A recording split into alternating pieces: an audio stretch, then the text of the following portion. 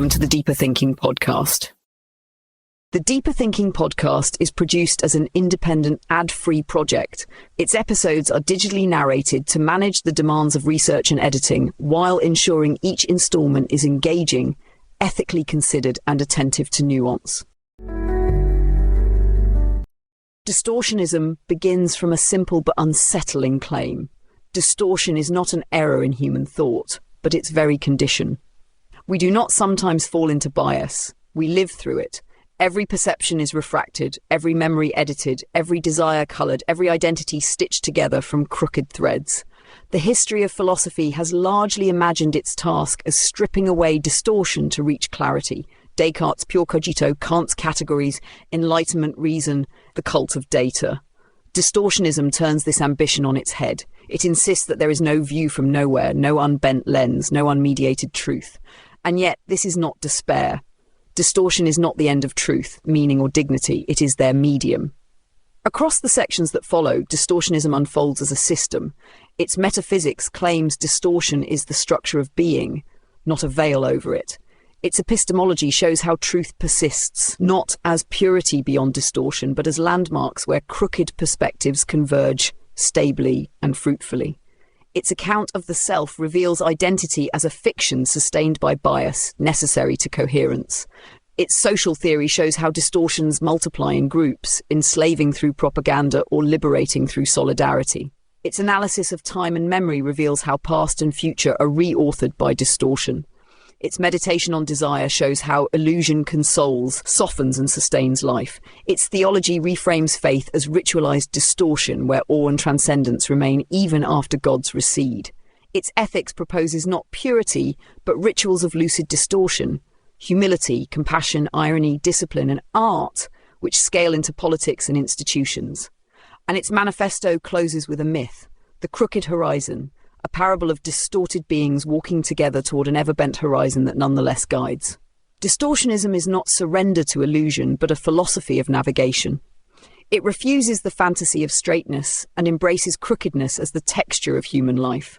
Our task is not to abolish distortion, but to curate it, to arrange illusions that dignify rather than enslave, that sustain justice, beauty, solidarity, and awe. We are not rational animals, but distorted ones, and in our crookedness lies not only our tragedy, but our possibility. The tradition has oscillated between two poles, the hope of pure truth and the despair of radical illusion. Distortionism offers a third path. It asserts that distortion is not an occasional deviation, but the constitutive condition of thought. The question then is not how to abolish distortion, but how to arrange it. To begin with distortion is to begin with being. Distortion is not a surface accident, a fog laid over clarity, but the very medium through which reality is apprehended. What we call perception, thought, memory, and desire are not neutral passages from world to mind, but bent channels refracting what they carry. A sound does not arrive pure, but filtered by expectation, by context, by prior echoes. A sight is never untouched, but shaped by angles of habit, mood, and need. Distortion is not dust on the glass, it is the glass itself. This overturns the classical dream of philosophy.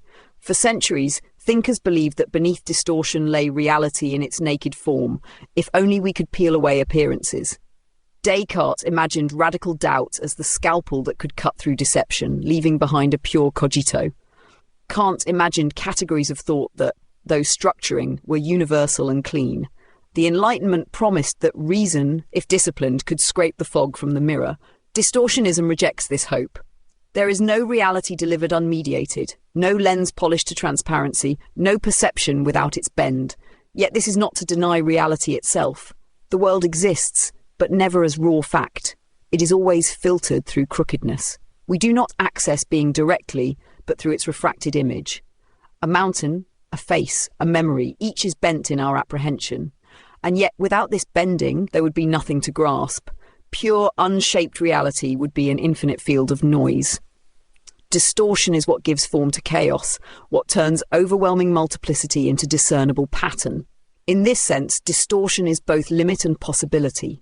It prevents access to the world as it is, but it also makes the world livable. It bars purity, but it grants orientation.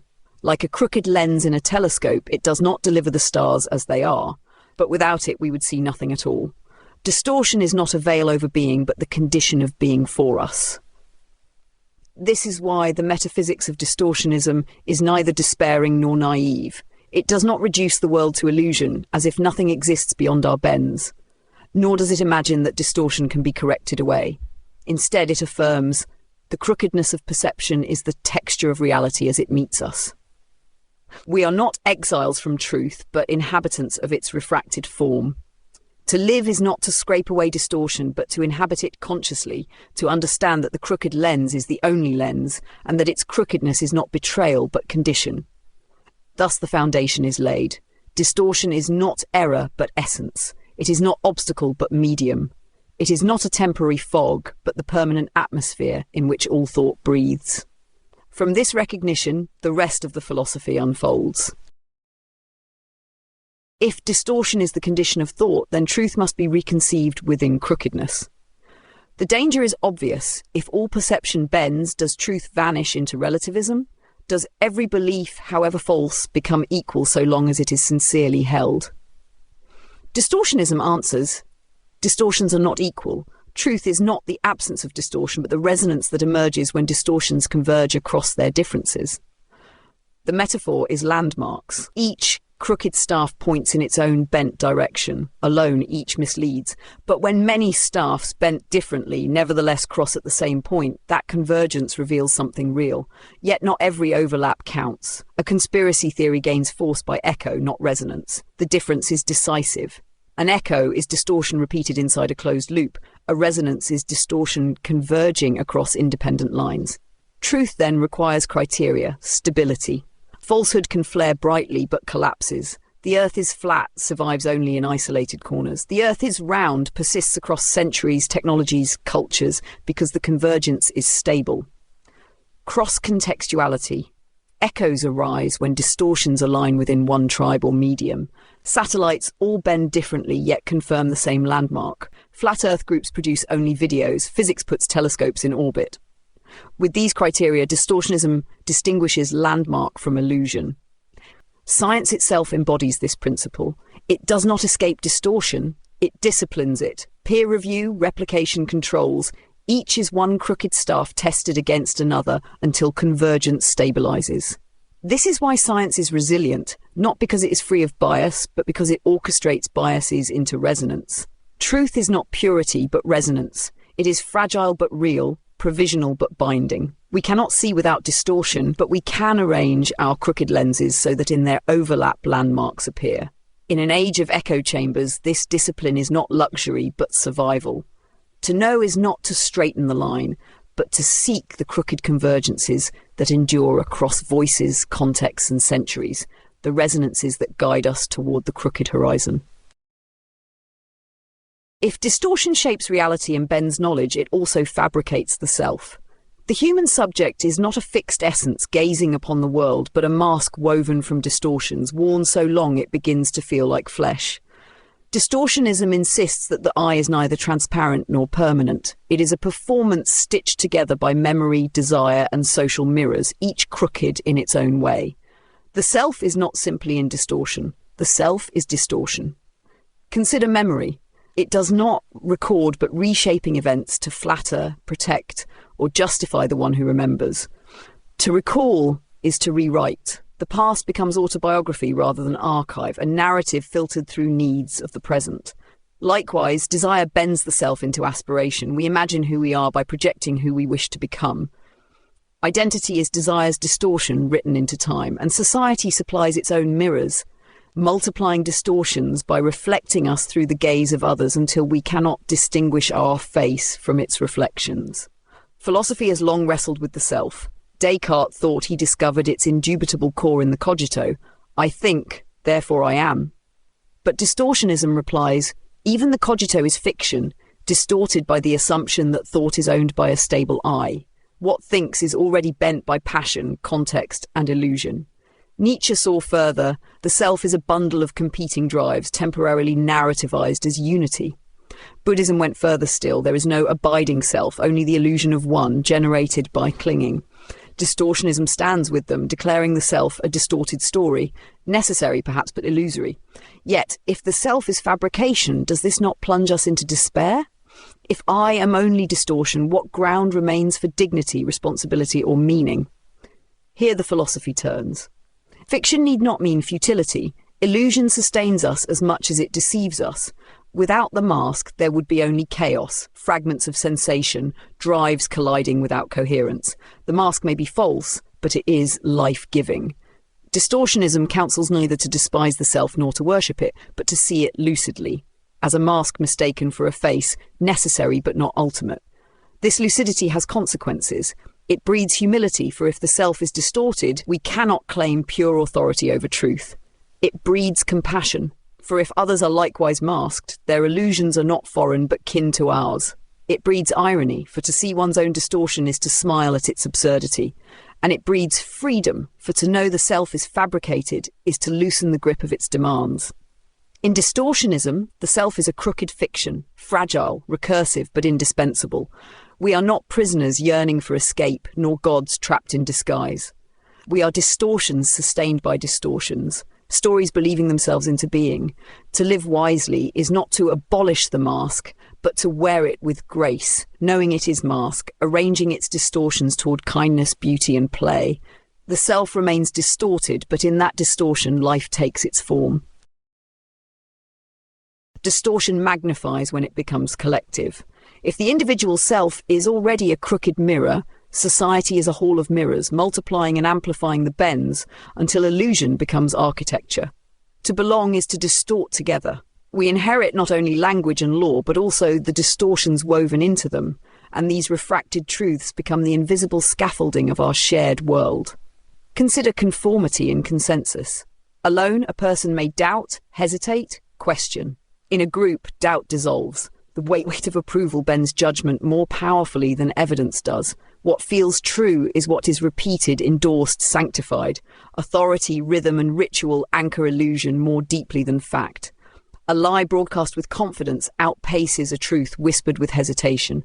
Distortion here is not private weakness, but social machinery. Propaganda exploits this machinery deliberately. It does not persuade by reason, but by cadence, repetition, image. It works by hacking the biases of crowds, amplifying distortion until falsehood feels like destiny. Entire nations can live inside manufactured horizons, mistaking them for reality. When distortion becomes institution, the line between truth and power collapses. Yet collective distortion is not only danger, it is also the glue of solidarity. Shared myths, even when untrue, bind strangers into nations, religions, movements. Illusion gives coherence to groups that would otherwise dissolve. Without distortion, no community would endure. Without story, no culture would persist. What distorts also connects. The task, then, is not to abolish social distortion, but to discern its double edge. Some distortions enslave, they narrow imagination, sanctify cruelty, breed fanaticism. Others liberate, they expand sympathy, widen horizons, inspire action. The myth of human equality began as a distortion against the visible inequalities of power, yet in its bending lay the seed of emancipation. Distortion is dangerous, but it is also the only material with which societies are built. Here distortionism confronts politics. Institutions are not neutral arbiters of truth, but ritualized distortions. Constitutions, courts, schools, and media each bend reality in patterned ways. The question is not whether they distort, but how. Do they ritualize distortion to check tyranny, to allow plural voices, to sustain justice? Or do they consolidate distortion into dogma, closing the crooked horizon into a single suffocating line?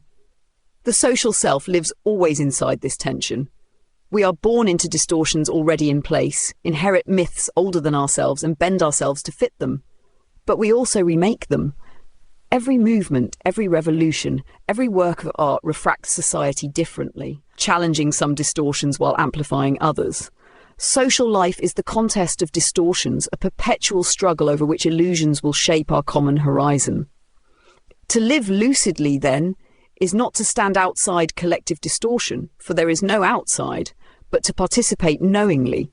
It is to ask not whether society distorts, but whether its distortions liberate or enslave. It is to see propaganda and solidarity as siblings, and to choose which one we nurture. In the crookedness of society lies both our deepest danger and our greatest possibility. Distortion bends not only thought and society, but time itself. The hours of clocks move evenly, but psychological time is elastic, warped by memory, anticipation, and emotion. We do not live in neutral chronology. We live in distorted temporality, where moments expand or collapse, where past and future are rewritten by the crooked lens of the present. Memory is the first distortion of time. We imagine it as record, but it is more like a novel revised in each retelling. Events are forgotten, embellished, or inverted. What returns is not the past as it was, but the past as it has been, refracted through need and desire. A victory becomes grander in recollection, a failure softened, a wound rescripted into meaning. Nostalgia bends the past toward comfort. Regret bends it toward reproach. Memory is not archive, but invention, and the self it sustains is invented with it. The future is no less distorted. Anticipation stretches time, making hours long in their waiting. Dread compresses it, pulling the future painfully close. Optimism bends probability toward certainty, convincing us what we want is likely. Pessimism bends it the other way, exaggerating risk into inevitability. Plans distort by imagining continuity where chaos reigns. Hopes distort by filling emptiness with promise. We inhabit not the future as it will be, but the future as distortion lets us endure it. Even the present is bent. Scarcity focuses attention, magnifying the immediate until all else vanishes. Salience distorts what seems important, exaggerating the loud, the bright, the recent. Emotion colours perception, stretching or contracting the moment. Joy accelerates, grief slows, boredom drags. The now is never pure, but always curved by perspective. This crookedness of time terrifies because behind it looms chaos. Pure time, indifferent, relentless, would crush us if faced unmediated. Distortion shelters us. By rewriting the past, we give suffering coherence. By distorting the future, we give uncertainty direction. By bending the present, we make life livable. Illusion is the rhythm that rescues us from the flat monotony of unbent time. But distortion also deceives. Memory can flatter tyrannies, erasing crimes. Anticipation can blind to danger, promising safety where none exists. Present distortions can trap us in urgency, addicted to the loud and the immediate. Time bent badly imprisons as easily as it consoles. Distortionism therefore calls for lucidity. We cannot recall the past as it was, but we can remain aware that memory is a crafted story. We cannot predict the future with certainty, but we can recognize them and dread as bends rather than prophecies. We cannot inhabit the present unbent, but we can acknowledge its distortions and resist their tyranny. To live inside distorted time is to live as editors, authors, interpreters of the hours. The crookedness of memory and anticipation is not escape from time, but its human texture. We are not beings trapped in distortion. We are beings who make time habitable by bending it. In the crooked flow of hours lies both our delusion and our dignity. If distortion bends knowledge and time, it is desire that fuels and sustains the bend. We do not merely distort what we crave. Craving itself generates distortion. Desire invents its own evidence, arranges its own proofs, whispers to us until its story feels inevitable. Scarcity inflates value, making the unattainable shine more brightly. Possession bends worth the other way, rendering what we hold less precious once secured. Effort distorts belief, convincing us that what we have struggled for must be meaningful. Desire and distortion are locked in a loop. Each creates the other, each intensifies the other, each binds us more tightly to illusion. Consolation reveals another face of this loop. If desire distorts to pull us forward, consolation distorts to soothe us where we stand. Illusion is anesthesia, easing the pain of existence. We imagine a just world, not because the evidence supports it, but because such belief makes injustice bearable. We imagine coherence in chaos, not because order is given, but because senselessness would crush us. Optimism distorts the odds in our favour. Hindsight bends disasters into lessons. Faith refracts suffering into destiny. These distortions are not errors to be eradicated, but shelters that allow us to endure. Philosophers have long recognised this. Schopenhauer declared life to be suffering, softened only by illusion. Nietzsche urged us not to abolish such illusions, but to choose them consciously, to transfigure necessity into art. Buddhism saw desire as the root of suffering. Yet even here, the distortions of compassion and ritual provide paths through craving. Distortionism gathers these threads and reframes them. Life is not distorted by accident, but by necessity, and desire and consolation are the twin engines of that necessity. Yet distortion here is double-edged. Desire can enslave, chaining us to illusions that blind. Consolation can narcotize, lulling us into passivity. The myth of inevitable progress can excuse cruelty. The distortion of scarcity can justify greed. The consolation of fate can make injustice feel natural. Distortion comforts, but it can also corrupt. The task, then, is not to abolish these bends, for without them we would collapse into despair, but to cultivate them with lucidity. To desire wisely is to recognize how craving shapes perception, and to redirect it toward illusions that expand rather than constrict. To console wisely is to choose fictions that soften suffering without sanctifying injustice. Desire and consolation cannot be purged, but they can be curated. Distortionism therefore treats desire and consolation not as flaws but as materials. They are the crooked fibers of human longing, the threads out of which we weave meaning. To live without them would be to strip life bare. To live only within them blindly would be to suffocate. To live well is to bend them knowingly, to arrange their illusions into shapes that dignify rather than diminish. In the crooked dance of craving and comfort, we find not only delusion, but also the possibility of beauty. Even after gods are declared dead, theology lingers in the crookedness of our perception. We imagine ourselves secular, guided by reason or data, yet our distortions whisper prayers in disguised tongues. Randomness becomes fate, causality becomes providence, fairness becomes justice, progress becomes destiny. Bias baptizes accident with meaning. The sacred never vanishes, it bends and refracts. But distortion's theological dimension is more than residue. It is structural. Distortion transforms chaos into cosmos, absence into presence, futility into significance. Each bias is a crooked sacrament, each illusion a ritual against despair. Theologies of old clothed this crookedness in myth and revelation. Modernity clothes it in reason, science, progress. The form shifts, but the function endures, to orient finite beings beneath an infinite sky. To face mortality is to feel this crooked infinite most sharply. No fact of existence bends us harder than death. In grief we edit memory, weaving stories that sustain the lost within us. In mourning we gather, performing rituals that console without straightness. Prayers, songs, candles, graves. These distortions are not mistakes, they are the sacred acts by which chaos is endured, by which absence is shaped into presence. Without them, death would dissolve us into silence.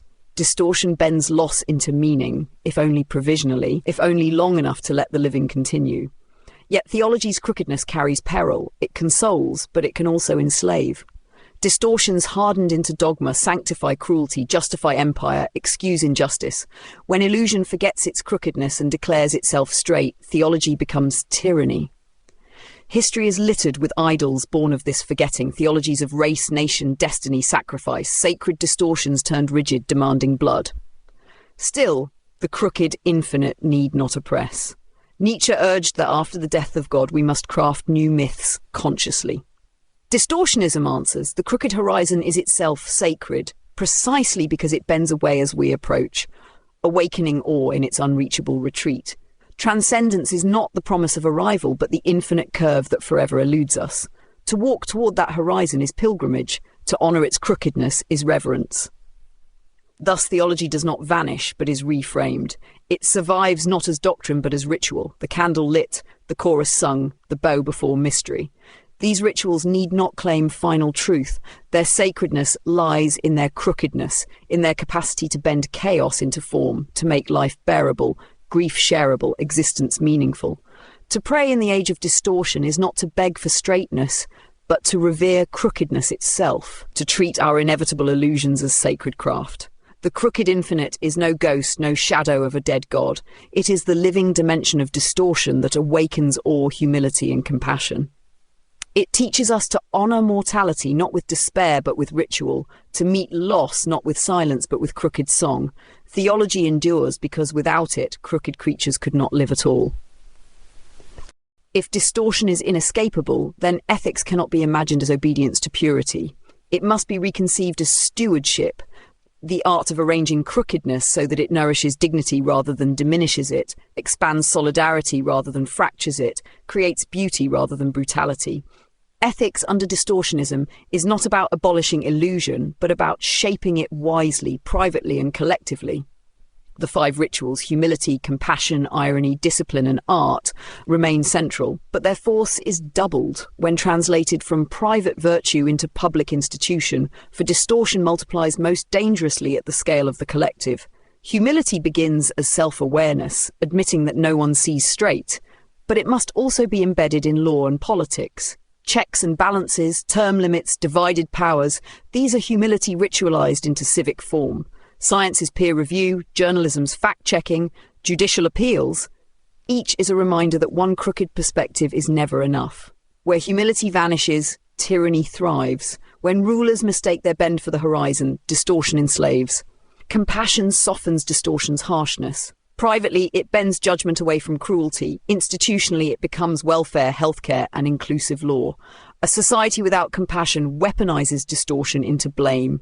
Poverty as laziness, illness as weakness, misfortune as deserved. A society with compassion acknowledges that we all stagger beneath crookedness and builds nets so that no one shatters when they fall. Irony is the ritual that keeps distortion from hardening into idol. For the individual, it is the ability to laugh at one's own illusions. For society, it is satire, free speech, dissent. Irony punctures the pomp of sacred distortions, reminding us that no bend is straight. Democracies that silence humour or critique are already tipping into fanaticism. Irony ensures distortion remains flexible, open to revision, incapable of ossifying into tyranny. Discipline sharpens crookedness into resonance. Alone, each distortion misleads. Together, tested and checked, they reveal landmarks. This is why transparency, independent oversight and procedural fairness matter. Science is not pure reason, but ritualized discipline, where crookedness interrogates crookedness until something stable emerges. Institutions that abandon discipline, corrupted courts, partisan media, unregulated markets, collapse into echo and illusion. Art transforms distortion into shared meaning. Individually, it allows us to create beauty from bias. Collectively, art becomes festival, museum, street mural, protest chant. Public rituals that let society distort together consciously. Authoritarians fear art because it sanctifies illusion without pretending straightness, offering freedom through play and wonder. A society without art suffocates in isolated fictions. A society with art sings its crookedness in chorus. The ethic of distortion, then, is not escape but navigation. It asks of every distortion, private or institutional, does this bend liberate or confine? Does it console without enslaving? Does it dignify the vulnerable or demean them? Does it widen solidarity or narrow it? We cannot abolish distortion, but we can arrange it. An ethical society is not one purified of illusion, but one that curates its illusions with care. To live wisely under distortion is to become stewards of crookedness, shaping its flows so that even bent, they bend toward justice, compassion and beauty. This is the crooked architecture of freedom. The myth tells of a desert where travellers walked with crooked staffs, each staff bent differently, each wanderer convinced theirs alone pointed to the true horizon. The straight seeker declared that all crookedness was error. He demanded obedience, insisting his staff alone was straight. For a time, followers trusted him. But the desert resisted, dunes shifted, mirages deceived, and soon his line splintered into exhaustion. Straightness betrayed them. The Nihilist, seeing every path bend, cast her staff aside. If all crooked, none matter, she said, and sat still. Her clarity became paralysis, and as the sun burned and the sand buried her feet, she vanished into silence. The iron believer glorified his bend as sacred. He commanded chants, forbade laughter, punished doubt. His caravan grew strong in unity, but their circle tightened until they marched endlessly around their own footprints. Their certainty became their prison. Among them was also the wanderer, whose staff was no straighter than the rest. He laughed at his own illusions, admitted his limits, and invited others to walk beside him. Your staff bends, mine bends, yet perhaps where our bends cross, we will find water. Thirst persuaded more than logic. Together they began to notice something new. Where their crooked staffs bent differently, nevertheless overlapped, landmarks emerged. An oasis confirmed by multiple eyes. a mountain marked by diverse angles, a star mapped by many charts. These landmarks did not abolish distortion but arose through it. Crookedness, arranged together, revealed orientation. But the path was not without cost. The wanderer was mocked as weak by the seekers, denounced as dangerous by the believers, pitied by the nihilists. His group fractured often, tempted by the clarity of false straightness, the comfort of closed circles, the despair of stillness. Progress came not by triumph but by endurance, by returning again and again to the discipline of crooked convergence. The myth teaches this. Truth is not the absence of distortion, but the resonance of distortions across difference. The straight seeker fails by denying crookedness. The nihilist fails by surrendering to it. The iron believer fails by sanctifying one bend as absolute. Only the wanderer endures, not by escaping distortion, but by arranging it, by walking humbly toward a horizon that recedes forever. This is the crooked horizon, not final arrival, but orientation. It insists that knowledge is resonance, not purity, that ethics is stewardship, not escape, that politics must choreograph distortions into balance, not silence them, and that theology is awe at the infinite bend, not dogma of a straight line. The horizon never straightens, it forever bends away, awakening wonder precisely in its unreachable curve. To walk toward it is not to conquer illusion, but to live lucidly within it, to turn crookedness into solidarity, grief into ritual, illusion into art. Thus the myth closes. We do not live in truth distorted by illusion. We live in distortion that sometimes reveals truth. And to walk together, staffs bent, horizons crooked, is to discover that meaning lies not in reaching the end, but in resonating along the way.